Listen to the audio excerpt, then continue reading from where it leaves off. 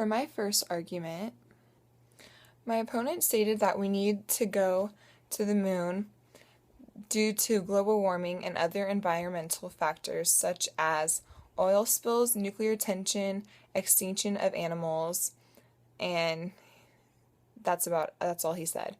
And so my question to this is, if we moved to the moon, how would us moving to a different celestial body prevent oil spills, nuclear tension, extinction, and the extinction of animals?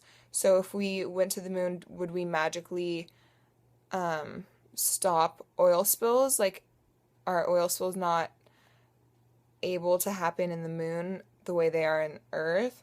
Secondly, nuclear tension. He mentioned that we had nuclear tension between us and North Korea.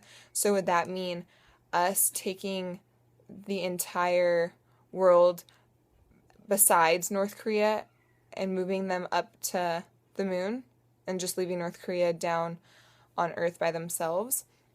And then lastly, the extinction of animals.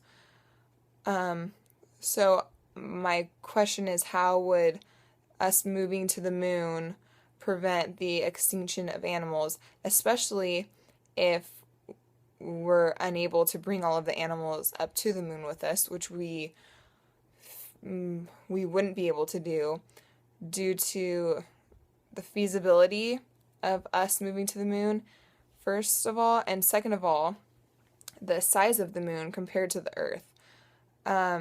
Which brings me to my next argument against my opponent is overpopulation.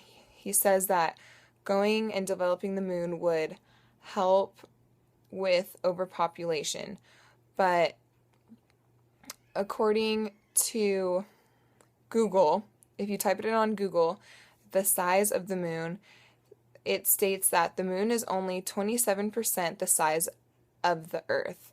So with those statistics, we wouldn't even be able to bring half of our population up to the moon. So theoretically, if we did develop the moon, because the Earth was coming to an end, we would have to leave more than half of our population behind, leaving them to fend for themselves. So then that's a question of who gets to go to the moon if we do develop it.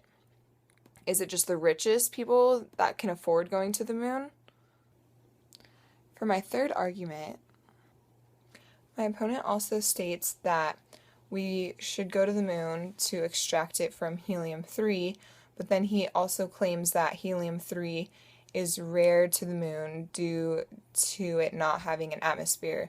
So if helium-3 is extremely rare to the moon, then how would we be able to extract that resource from the moon? Now for my fourth argument, my opponent then argues that when the ice in Antarctica melts, it will kill about 300 million people, which is the population of the US. And so that's why we should go to the moon and create a society up there. But according to statistics, the size of the moon is around 1,800 miles in radius. The size of the Earth, however, is 4,000 miles in radius. So take those statistics, and then if you look up, according to worldometers.info, there's about 7.4 billion people in the world as of 2016. And if we were to go up to the moon and create society there and leave our Earth behind, we wouldn't be able to all fit on the moon ourselves. We would have to leave more than half of our society behind if we went to the moon, which leaving half of 7 billion people behind on Earth would be a heck of a bigger loss than 300 million people here on Earth.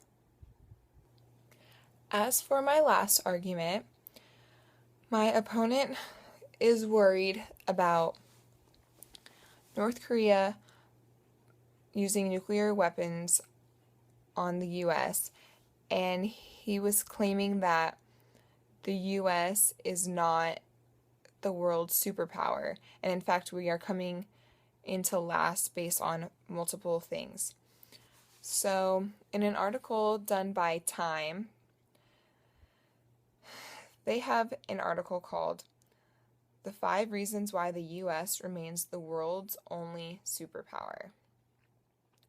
So, they wrote a list of 5 reasons why we are the superpower, but one of them that caught my eye was the second reason, which is due to our military.